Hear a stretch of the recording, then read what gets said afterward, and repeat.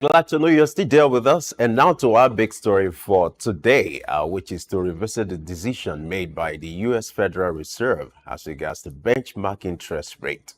In its wisdom, the U.S. Apex Bank decided yesterday to reduce the benchmark interest rate by 50% basis points from 5.25% to 4.75%. And the question is, what would be the implication of this on the US economy? What would be the implication of this on the cost of borrowing? And what are the concerns as the election is drawing near? And what would be the way also to address the concerns of investors who are also thinking of what would be the next move? That's going to be the thrust of our conversation. And joining us in shaping policy in this regard, we have Segun Sopitan, who is the principal partner, Woodridge and Scott Consulting. Segun, glad to have you join us. It's been a while and good to see you again. Good to see you, Femi.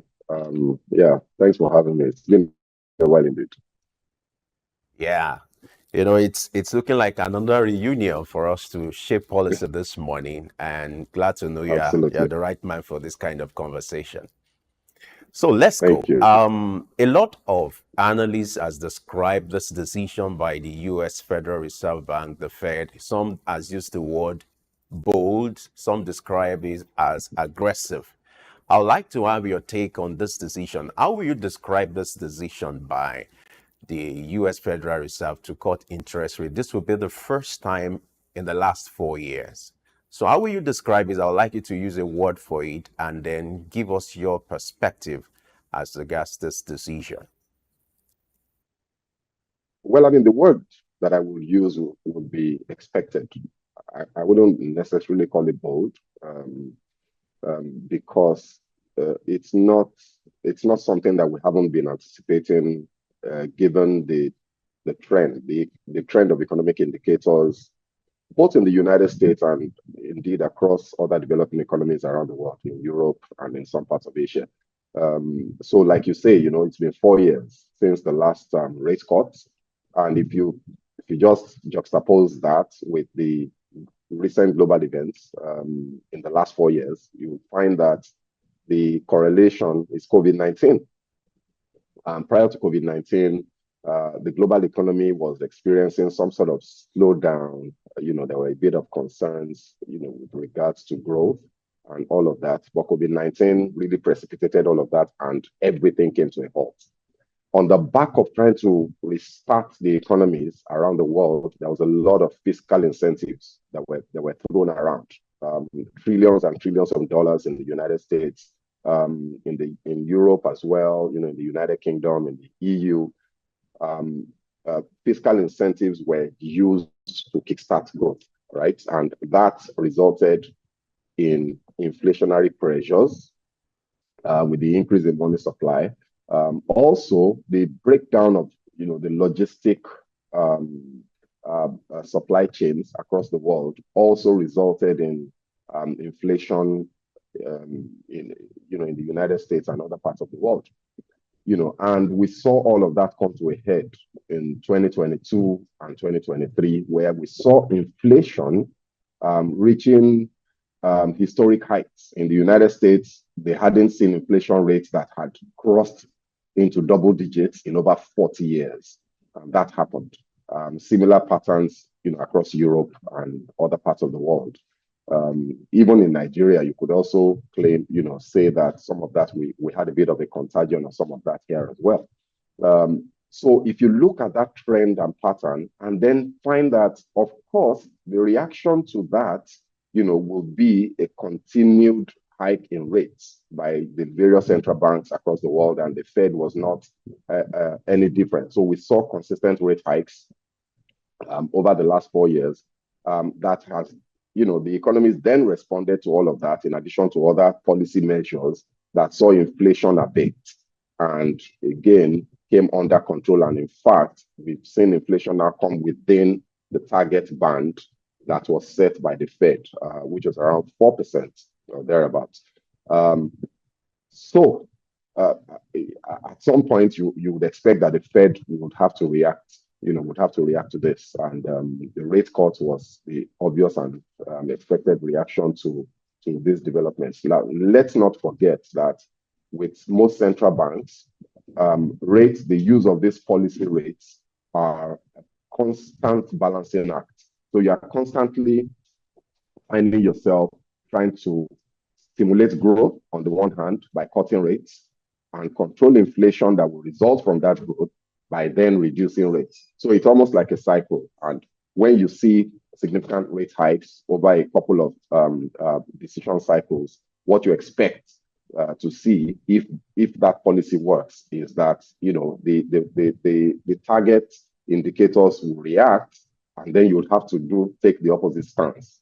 So it's not surprising to me that the Fed has cut rates. Maybe the percentage by which they have decided to do it may be a bit unusual. Usually you would not see the Fed going higher than 25 basis points. They've done 50 basis points, and that may be why some people are describing this as bold. But I think that they've decided that it's time to push growth aggressively. So that would be my initial thoughts about this. I think that this has been something that has been coming. So for me, it was expected. All right, globally, when it comes to the issue of tightening up the economy, it's done with a spirit of seeing how to manage inflation. And you've seen that you've seen that in the last 4 years, talking about the US template, just like some other countries as well. Now, the intention to curtail inflation as we speak, or as according to statistics released in August, the inflation in the US, it's at 2%, 2.5% rather, and the target is actually 2%. Will you consider that to be a progressive mood in the bid to manage inflation in the US? Yeah, absolutely. Yeah, thanks for that correction, by the way.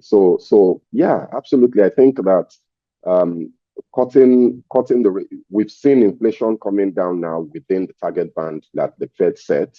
And once that happens, if you then don't intervene, you may find yourself going too slow and having the economy almost stalling as a result of a lack of growth and consumer activity. So with inflation being where it is now, it's absolutely critical that rates are brought down. Now, what impact will that have? Clearly, consumer spending will be the biggest beneficiary of this, because when you cut rates, when the Fed cuts rates, lending rates, consumer lending rates will go down. Cost of credit cards will go down significantly. Cost of getting car loans will go down. Cost of mortgages will go down. And with those reduction in rates, consumers would absolutely take full advantage of that, and you see a lot of people getting very bullish with their spending pattern, with buying things. There are things maybe that people have been unable to do in the last 2, 3, 4 years. They're all going to come out now, and it's like, oh wow, it's time to go out and play. This increase in consumer spending will result in higher consumption within the US economy.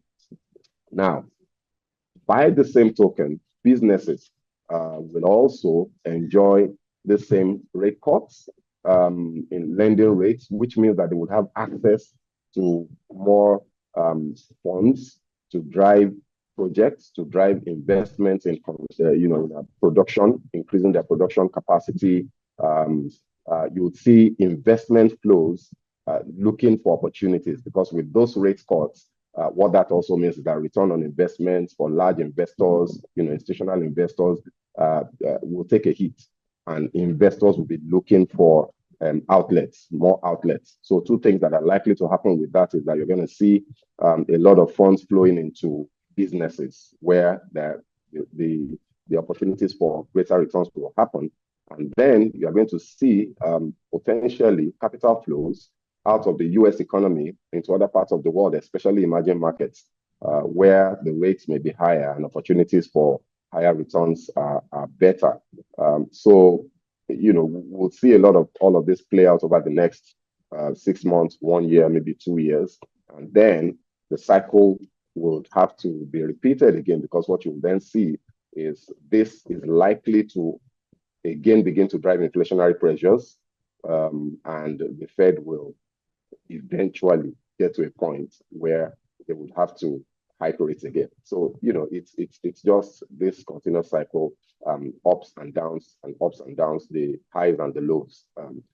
So that's where we are. Of course, all of this would have an impact on the global economy. What you would also likely see from this, talking about how this will affect the rest of the world, is the other central banks are going to take a cue from this. And let's not forget that the same major macro indicators that are informing this decision by the Fed are, basically mirroring itself across other parts of the world. So you are seeing inflation rates really, really coming down in the UK. You are seeing inflation rates coming down significantly in the EU.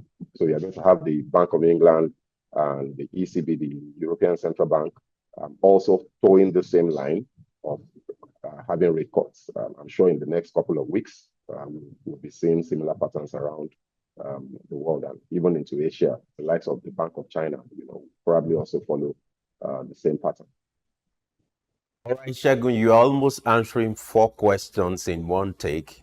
It shows you're prepared for this, but I'd love us to slow down a little bit for our viewers to, to understand the perspective to this. Now, let's start with the cost of borrowing for investors now. Well, let's look at the angle of investors who have been waiting for this decision on the part of the US Apex Bank.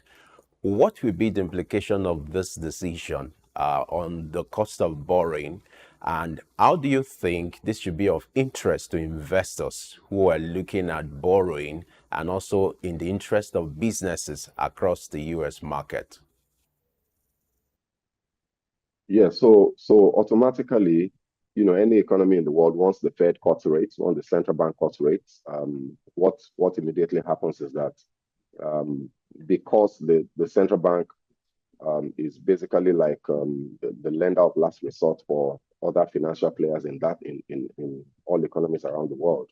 What you find is the borrowing rates will go down. The cost at which financial service providers can access funds will reduce, which means they can then in turn reduce lending rates to people that are going to borrow from them. So you will see cost of borrowing going down significantly. Which would have all of those effects that I'd mentioned earlier. You would see this then triggering access to credits from both the consumer side and the business side of things. But you would also see that as the cost of borrowing is going down, returns on investment, returns on some types of government securities would also be going down, which will then create the effect where investments are looking for viable alternatives, to this. So in terms of effect on the cost of borrowing, you will see cost of borrowing going down, and you will absolutely, we're going to witness a lot of uptick in investment flows, a lot of uptick in consumer spending, a lot of uptick in consumer credits, activity, and all of that. Because of course, if the monies are cheaper, people are encouraged to go after those monies and think of what they can do with the opportunity of having access to cheaper funds. All right, now let's look at the political side to this, which has to do with the timing of this decision. In the last 4 years, the US Apex Bank hasn't reduced interest rates, which is strategically to be able to curtail inflation. But just few, weeks to election, the election is coming up in November. Let's look at the timing of this decision, as some analysts has reason to question the timing. Just like one of the gladiators, Donald Trump, in his word, described this to be political, the move to take this decision at this time. What do you make of the timing and the implication of this decision at this time when you just have a few weeks to election, a few months to election? The election is taking place in November. Now, if you are to look at the words of Donald Trump describing this as political, or is it a case of looking at, not looking at the messenger, but looking at the message here? What will be your take on the timing of this decision? Well, I think that as far as I know, the U.S. Federal Reserve and most central banks in developed economies and developed societies, advanced democracies around the world, are independent. Most of their decisions are typically driven by economic indicators, by loads and loads of data. Before they come to this decision, they've looked at a number of variables across different sectors of the economy. They've looked at unemployment, they've looked at inflation, they've looked at the Purchasing Managers Index, they've looked at a number of other things that speak to whether the economy is overheating or underperforming, and what they need to do to drive that.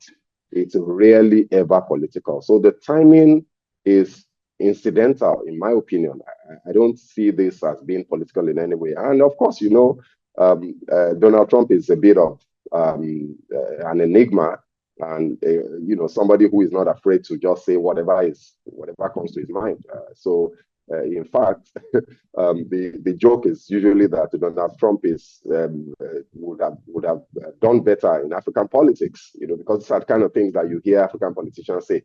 If you hear this kind of thing coming from a politician in Nigeria, for example, then you wouldn't be surprised, and there might even be some credence to it, but not in the United States. I don't think so. I think that Donald Trump is simply playing to the gallery because he knows that whoever wins these elections will benefit from the economic activity that is going to follow this decision. In fact, it can be argued, and I would imagine that is why he's saying this, so that because the elections is still in November, you are likely to see an economic uptick. You are likely to see a growth in the economic activity. A lot of the indicators are going to be going positive, which can significantly impact the performance of the Democratic Party. So Kamala Harris is likely to have some sort of collateral benefit from this decision. And I would imagine that is why Donald Trump is saying this, because they are the incumbents. Kamala Harris and Joe Biden are the incumbents. So if the economy begins to do well before the elections, the chances are that people are going to look at that and say, oh, this is great. We want to see more of this. We'd like to see this continue, and therefore vote more for the Democratic Party, or for Kamala Harris in particular. So maybe that's why Trump is saying this. But to the best of my knowledge, and as far as I know, the Fed does not get involved in politics. They're independent of government activities. Politicians don't influence their decisions to any significant level. Of course, there would always be those little attempts, to influence things anywhere in the world. Human beings remain human beings, but I think that Donald Trump is just being Donald Trump in saying all of this. He's just said something controversial that people are going to put in the headlines the following day. All right, interesting. I quite agree with you, because these are moves that are, predicted by statistics and figures, not just political inclination.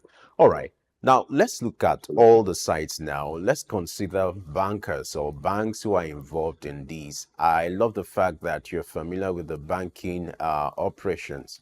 Now, when you reduce benchmark interest rate by 50 basis points, what kind of adjustment are you expecting from the banks who are involved in these, and what will be the implication for them as regards this new decision made by the U.S. Federal Reserve?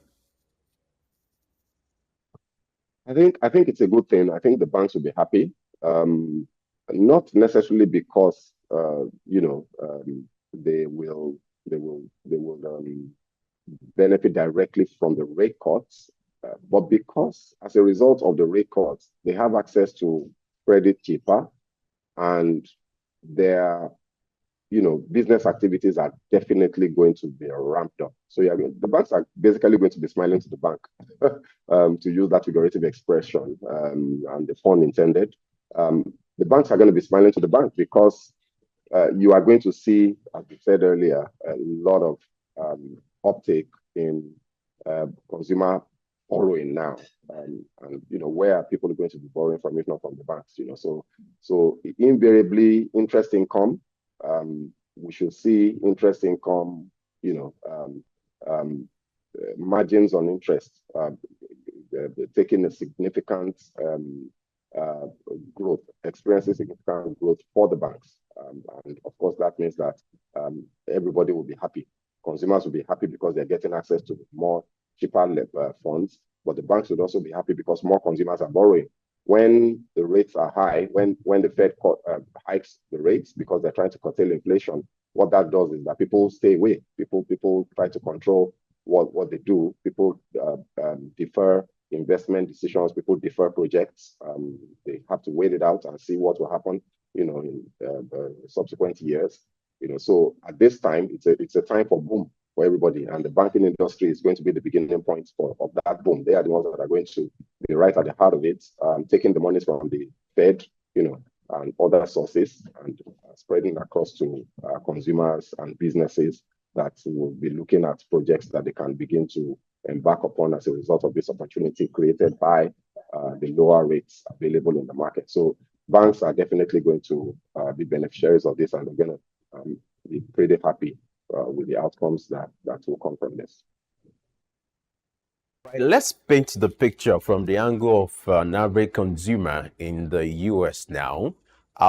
If inflation is being kept at 2.5%, even though the target is 2%, and then you have benchmark interest rate being reduced now, would you say, looking at the impacts of that on prices of goods and services, would you say it's a good time for consumers to celebrate and perhaps be anticipating a relief?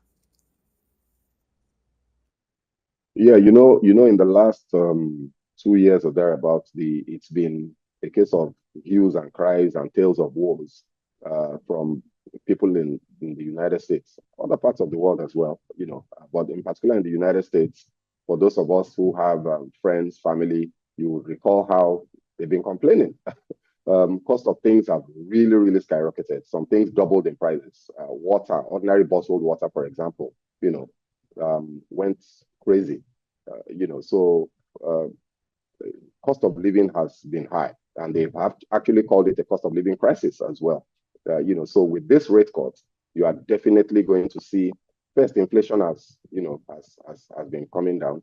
You are definitely going to see prices follow as a result of this reduction in inflation. However, the challenge with this is as the prices are coming down and people are, happy celebrating that things are cheaper, they're going to buy more.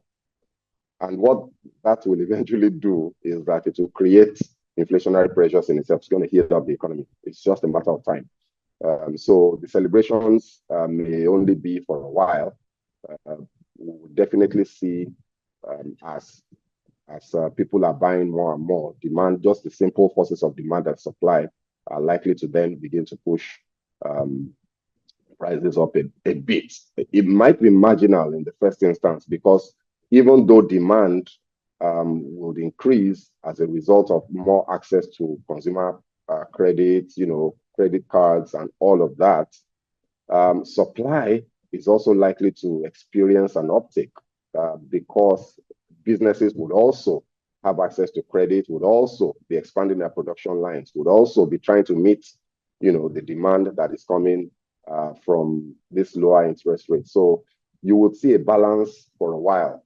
I wouldn't want to put a time frame to it, but you will definitely see that for a while prices would come down, will stabilize, and then the normal, forces of economic pressures and economic principles are going to kick in before you then begin to see a reversal in all of this. So for now, yes, it's a time for people in the US to celebrate.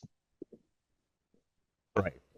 Now that the Fed has started this cutting spree, would you expect it to toll this path in months to come to further, reduce the benchmark interest rate, maybe to about 4% before the end of the year? Do you expect or anticipate another cut soon or in few months to come or before the end of the year? Do you anticipate that?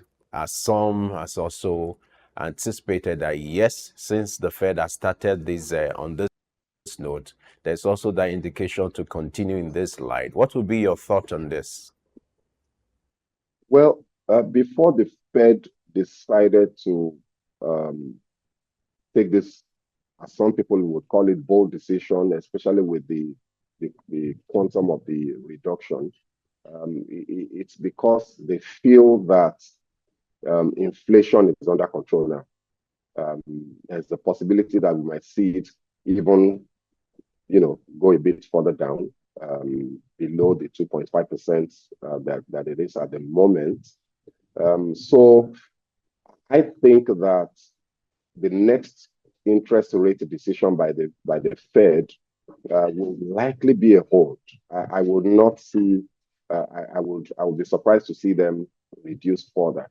I think we'll probably see a hold decision because what you want to do in a situation like this is to observe, is to check what impact your decision has had on the major indicators, is to look at what the data is saying before you then decide whether we can still go a bit further down to push growth even more.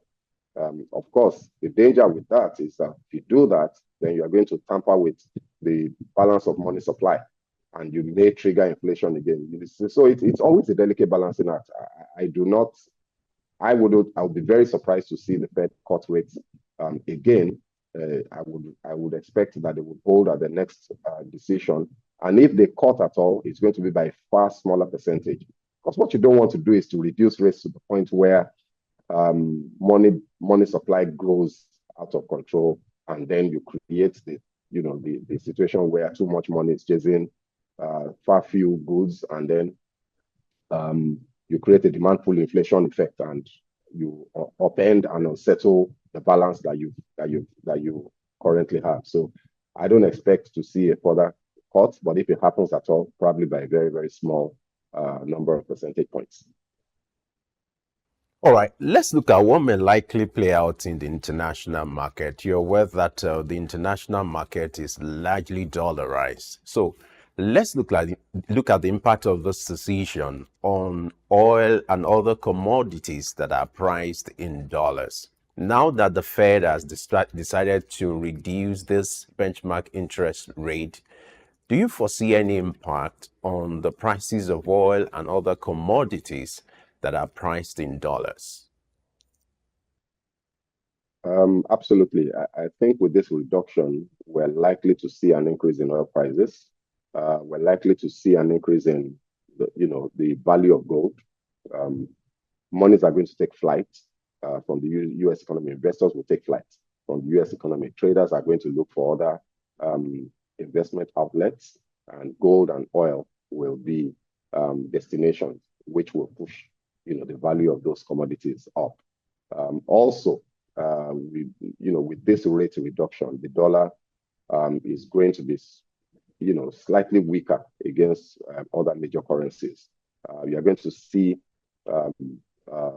demand for the dollar dropping, and therefore the value of the dollar also dropping as compared with other currencies. So you are going to see an increase in the value of other investment channels in other parts internationally, gold and oil in particular. So it won't be surprising to see. Let's not forget that oil has taken a beating. Crude oil has taken a beating in the last 6 months or thereabouts. The trend has been downwards.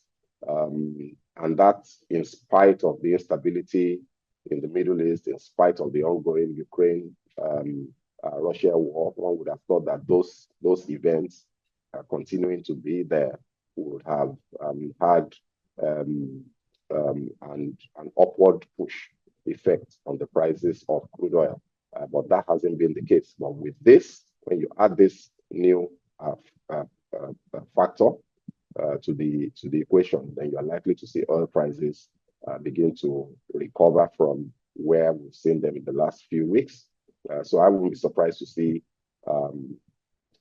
Brent and the WTI go back to the $80 region in the coming weeks. But it remains to be seen. But definitely, you are definitely going to see the oil prices recover a bit on the back of this rate cuts. I know this is what you like doing. Anything related to the economy, to banking, that's your favorite. Absolutely, absolutely. All right. Now, let's look at the emerging markets and also look at the implication for developing nations. When you talk about whatever is playing out in the US space or in the US economy, now that the Fed has decided to embark on this journey of cutting, interest rate or benchmark interest rate, why do you think emerging markets or countries who are in this category should pay attention to this decision made by the Fed, and what might likely be the impact of this decision on the countries that are in this category? Not just for emerging markets alone, also let's look at developing nations. What will be the impact of these on these nations who are in this category? Well, you know, a lot of the nations that you categorize as developing nations are typically seen by investors as emerging markets anyway, to a very large extent. So even Nigeria, as complicated as our economic situation is an emerging market, and it is a destination for investors looking for other opportunities in the less developed and stable markets. So having said that, with this decision, people in developing economies and emerging markets do need to pay attention, because it will have an impact on them, whether they realize it or not. So it's far better to be conscious, be aware, be prepared, and to harness fully the opportunities that this development holds for them. But by the same token, to also be aware that there are potential financial risks that this also brings along with it. So they do need to pay attention and watch developments. Basically what you would see, as we had said earlier, is that with the reduction in rates, returns on investments in that economy will generally take a beating. Investors will definitely look for alternative, higher yielding investment outlets, and capital will flow out of the United States. Capital will flow out of the United States and flow into Europe, into Latin America, and into parts of Africa. Europe, especially the Eastern Europe bloc, the Eastern bloc of Europe. We'll see, because quite a number of economies in those places are still regarded as emerging markets. There are a lot of emerging markets in Latin America, Brazil, Argentina, Chile. These markets are markets where investors typically turn to when they're looking for higher returns that are still safe enough. People will turn to the poorer cousins in Europe, so to speak. Markets like Turkey, maybe Portugal, would also benefit from these flows. And those markets need to pay attention and perhaps tailor policies that would attract those capital flows, bearing in mind that it is still a competition for that money, the money that is going to be flowing out of the US looking for greener pastures, so to speak. We'll have to decide where to go. So I think that those economies will need to pay attention and begin to draft or put together policy initiatives that will ensure that they get a fair share of the capital flows that are going to be moving around as a result of this decision. Let's not forget that typically other CBNs, other central banks are going to follow suit, and more capital will still move looking for greener pastures. So it is time for these markets to position themselves to ensure that they benefit from this. And of course, that includes Nigeria as well. All right, before we get to what may play out in Africa and also the lessons for Nigeria as regards the approach to tackling inflation that's been done by the US, I want us to look at the impact of this decision also on the global stock market. You're aware that the volatility being experienced in that market in recent times is because of speculations about the decision by the Fed whether to cut or when to cut interest rate. And now that the Fed has taken this decision, what do you think might likely be the ripple effect of these on the global stock market in few days or in few months? Yeah, in the coming weeks, we're going to see um, positive, we're going to see a bit of a bullish run in the global stock markets, those alternative places where these monies are going to go. A lot of money will flow into, all of these different exchanges. Maybe in England, the London Stock Exchange, they go to Japan, go to maybe even China. And of course, the different markets in Europe, in Germany, and all of that.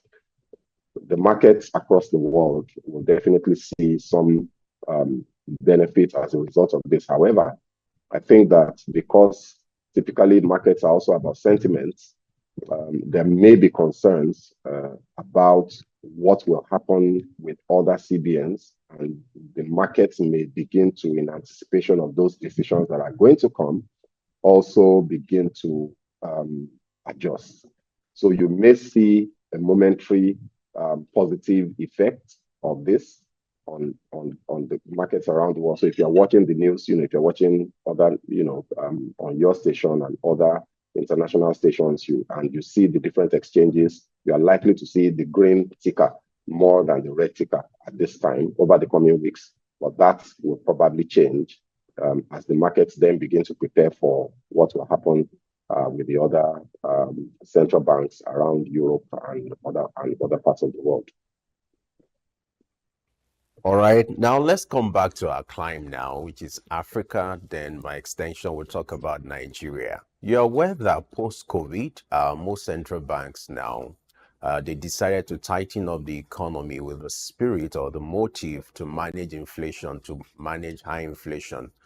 Looking at the peculiarity in Africa battling with double-digit inflation, they've also adopted the same templates. If you look at the examples in Nigeria, Ghana, and the rest of them, unlike what is playing out in the US, UK, Canada, and the rest of them who are dealing with single-digit inflation, here in Africa, most African countries are battling with double-digit inflation. They are using the same approach of tightening up the economy, increasing benchmark interest rate. Why those who have single digits are getting results would seem not to be, the opposite seem to be playing out in Africa. Can you talk to us about the peculiarities in the African space? And do you subscribe to the fact that Africa needs to create its own peculiar template or approach to managing inflation rather than copying the example in the US when it comes to the issue of monetary policy, the issue of benchmark rates? What's your take or your observation in this regard? We are dealing with double digits, they are dealing with single, they are getting results. The inflation is getting reduced, but here it's getting higher, double digit, Does Africa need to come up with a separate template to approaching the management or containing its inflation? And what will be the lesson for Nigeria in all this? Absolutely. I think that you are absolutely 100% spot on the fact that the inflation phenomenon in Africa appears to be different. And it tends to respond differently to the typical policy measures that are used to manage inflation in other parts of the world. And the reason is not really far-fetched. We do have, so in other parts of the world, if you see inflation, the primary reason would be money supply, to be the fact that there's too much money chasing too few goods, as we were taught in secondary school. Anybody that did economics in secondary school will remember that definition of inflation, and that applies all across the world. But there are other mitigating factors and other things that tend to throw a bit of spanner in that works and makes it a bit more complicated than that with Africa. One of those issues, what you find that is typical across the African continent, is that we've got very significant infrastructure deficits. We've got significant swaths of space that are either ungoverned or undergoverned, that are not provided with. And, by governance, we mean, the provision of the basic amenities that make people, pursue their daily livelihood successfully. Roads, provision of water, provision of healthcare, education, schools, all of those things. Those things are in serious deficit across the African continent and including Nigeria.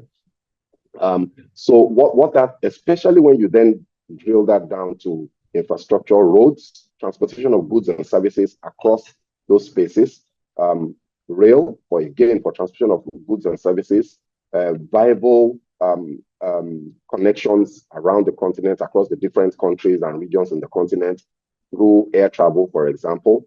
These things are still stunted across the African continent and creates logistic dislocations that then throws in additional variables in what drives inflation. So typically, money, the control of money is what you use to speak to the inflation question. But in Africa, access to goods and services is also a problem. Inability of goods to arrive at markets, in the same condition that they left to the production centers, is a problem.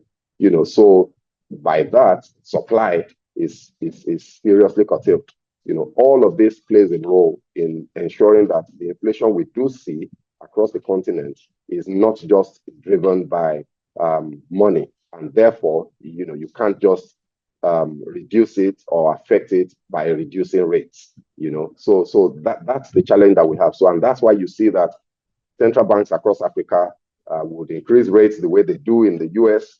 As soon as you see what will happen with this rate cut, you'll see an immediate impact on economic indicators. It's immediate.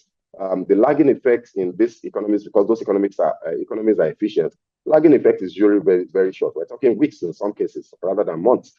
So you see an immediate impact. If you reduce rates on the African continent and including Nigeria, you don't even see a reaction in the markets and economic indicators for months in some cases, right?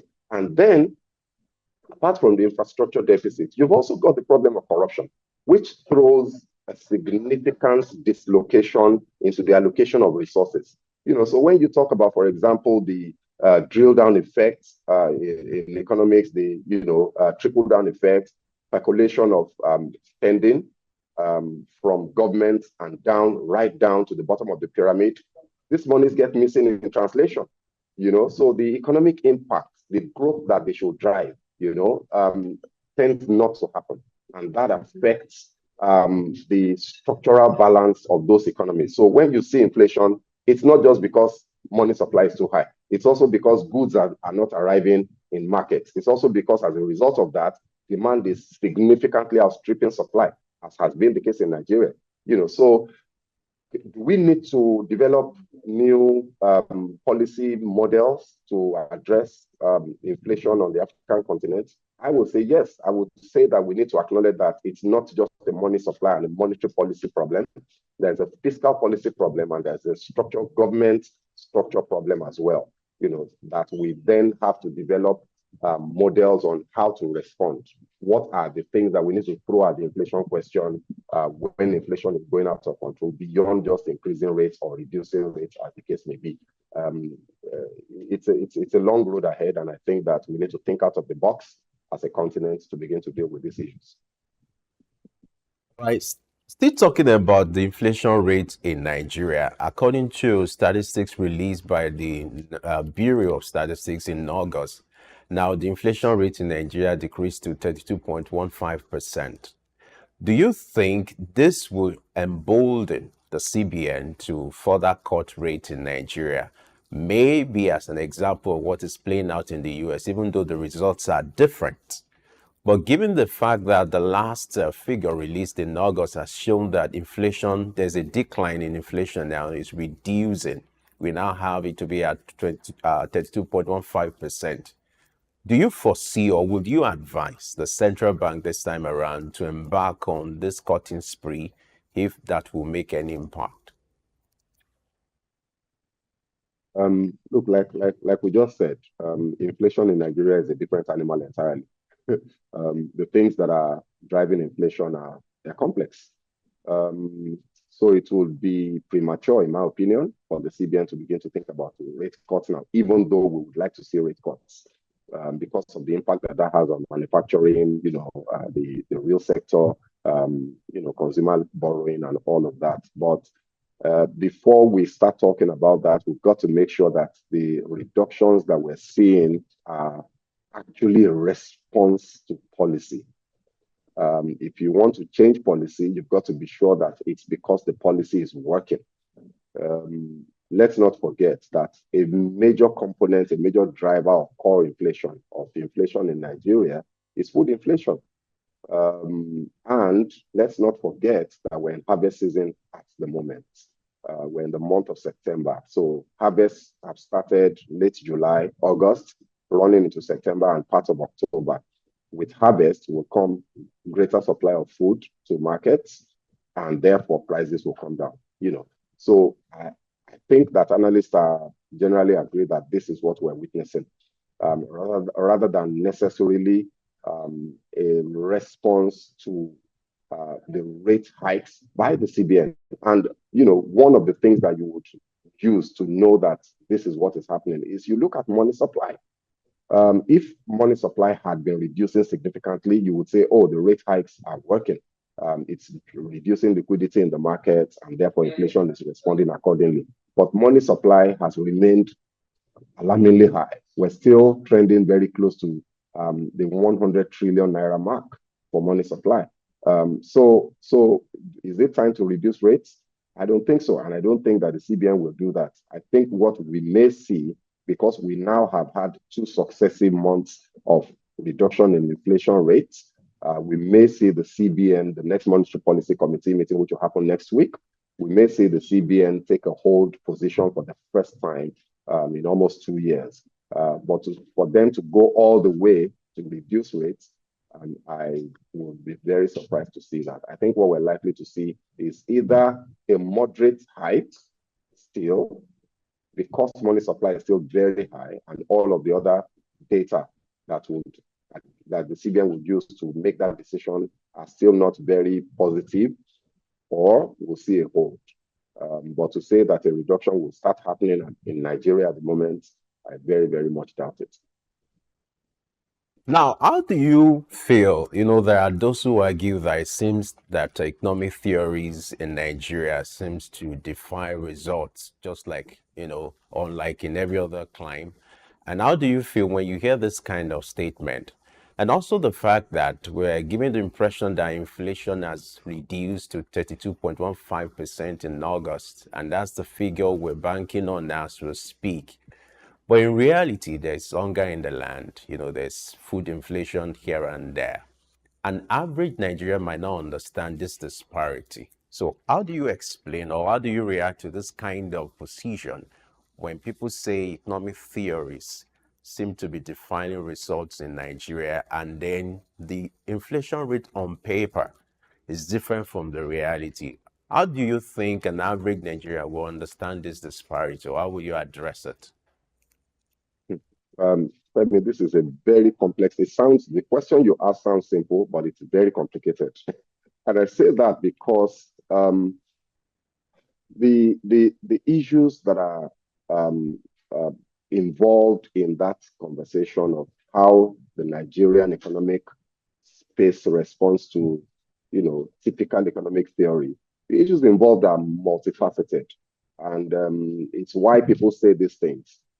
For example, one of the problems we have is inadequacy of data. The Nigeria Bureau of Statistics in the last 10 to 15 years have improved tremendously. We're in a far better place than we were 15 years ago. When I was in the banking industry, a pretty while back, data wasn't what it is today. It simply wasn't there. You have to, either your financial control department or your strategy department would have to really pretty much produce the numbers by yourself, because the data was simply not available nationally from one single pool. But in spite of that improvement, what you find is that the methodology that is being used by the NBS is still a bit questionable. So inflation at the moment A lot of economic experts will tell you that the CPI, the Consumer Price Index, and the basket of goods and services that are used to compute inflation in Nigeria needs to be updated. That there are too many things that are missing in that basket, which then, results in a situation where the numbers that you see don't feel real. And that's what you're talking about. So to the average Nigerian, you're hearing inflation is 32%, but you know that the price of egg has increased by well over 100% in 1 year. That the price of rice has gone up by more than almost 100% in a year. It's come down a little now, but yet inflation, which is supposed to be that 32%, is supposed to say that the prices of goods and services have increased over the last 1 year by 32%. But the average man on the street doesn't feel that. It's one of the reasons that people have adduced to this is that the data is not really correct. That if you adjusted this data appropriately, our inflation in Nigeria today is not 32%. And policymakers would have been reacting differently if they were looking in black and white at the reality. So that is one factor. Another factor why people would say that Nigerian economy, doesn't really respond to economic theory. I don't agree. I think that economic theory is economic theory. All economists respond to economic theory. It's just that we are misapplying the theories because we are not diagnosing the problem appropriately and accurately. One of the dislocations that we have with the Nigerian economic structure is corruption. It's not a conversation that we can shy away from. It's the fact that those economic theories, for example, if you talk about the interplay between government spending and how that percolates into investment, how that drives consumer spending, how that goes down the ladder, to the man on the street and the bottom of the pyramid, that whole entire chain is disrupted continuously and significantly by corruption. So the economy does not behave the way it should behave given the activities of government. And therefore, economic theory will not apply because, the economy is not acting the way it's supposed to act based on the factors that appear to be on ground. So until we speak to the corruption question and how we can factor that into our economic policy making, we will always continue to feel as if there's a disconnect between economic theory in other parts of the world and economic theory in Nigeria. And there are a number of other factors that you can bring in, but I think these two are a major one. The fact that data may not be as accurate as it ought to be, and the fact that there are dislocations, in economic policy and in government action, in policy execution, and all of that is creating a structural imbalance in the economy.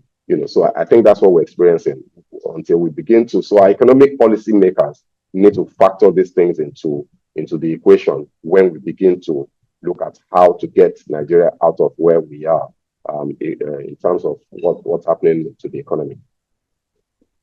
All right, let's wrap up this conversation with this now. I'm going to put you on the spot again. Of course, you've been in the spot in the last 1 hour. Now, perhaps I'm going to turn you to a seer, a prophet, but I wouldn't want you to attach a timeline to this. And my question is, do you think there will be a time Nigeria will experience single-digit inflation? I'm not asking you to attach a timeline to it because I know that will be difficult.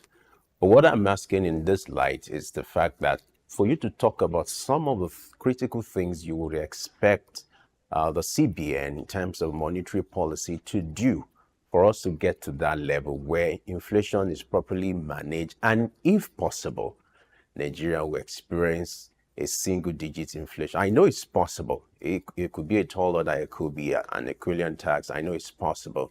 But I'm not asking you to attach a time frame to it. But what I'm saying is, what are some of the critical things you would expect the CBN to do so that we get the result the Fed is also getting in the US? Don't you think it's possible?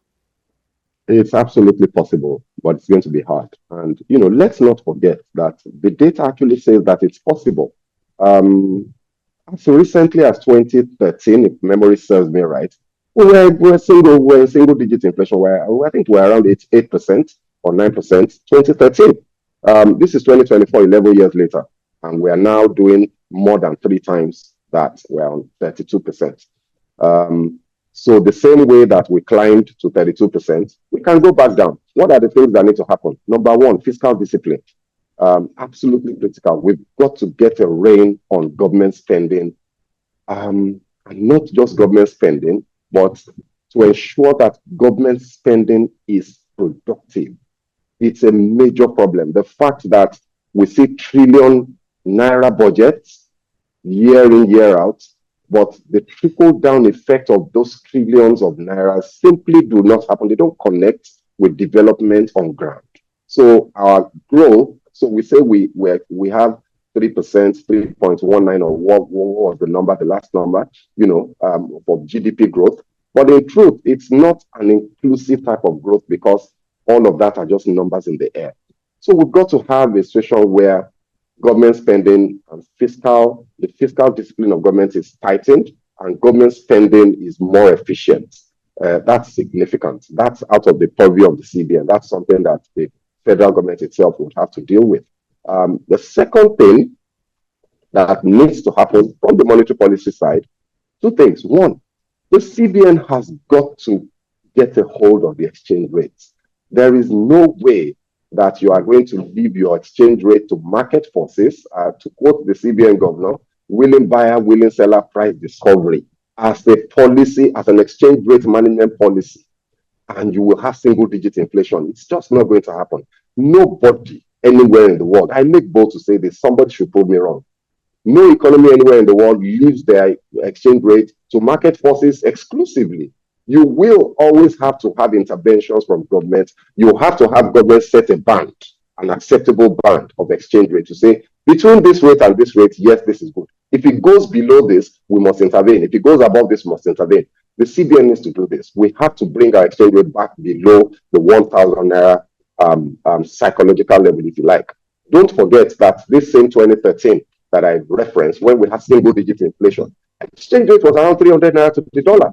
I think it was even 199, to the dollar, and think about where we are now and correlate that to inflation. Don't forget again that this is a heavily import-driven economy. We consume a lot of imported items. So whatever is happening to the exchange rate is going to reflect, with prices and with inflation. So if the CBN wants to see inflation come down, it's not just about hiking rates. It's about dealing with the exchange rates in ways beyond expecting interest rate hikes to moderate liquidity that will moderate demand for forex, because that's the economic theory. But we have to go beyond that and actually intervene and make sure that our exchange rate is within controllable a controllable range, that would ensure that we achieve our economic goals and objectives. And then you can then begin to then talk about, money supply. What are the other things that we can do beyond hiking or reducing the MPR? What about dealing with the asymmetric corridor, using that as a way to help banks manage liquidity? What about, the loan deposit ratio, the cash reserve ratio? All of those instruments are available. What about issuing of different bonds, government instruments to mop up liquidity within the economy? What about trying to encourage inflows of money from diaspora that would also shore up our exchange rate using different instruments? For example, the 500 billion US dollar denominated bond that was issued. It's not a bad idea. We should do a bit more of that. We should target it more to people outside, and all of that. So yeah, there's a lot that we can do to get back to where we are. Segun, the time, I know this can take you the whole day because this is what you do. This is your area of expertise, but we just have to leave this conversation here. And I must confess, it's always very engaging and interesting having this kind of conversation with you. So let's hope, as we all hope, as all we can do as Nigerians is to hope, even though some will say we don't need to pray, that the right decision has to be taken. So let's hope that the right decision will be taken and inflation, will get better in Nigeria, as you have suggested. Thank you so much, Segun Sopitan, for your time and your commitment. It's Friday, so I will say have time to enjoy your weekend as well. There's still plenty of work ahead. Have a great weekend.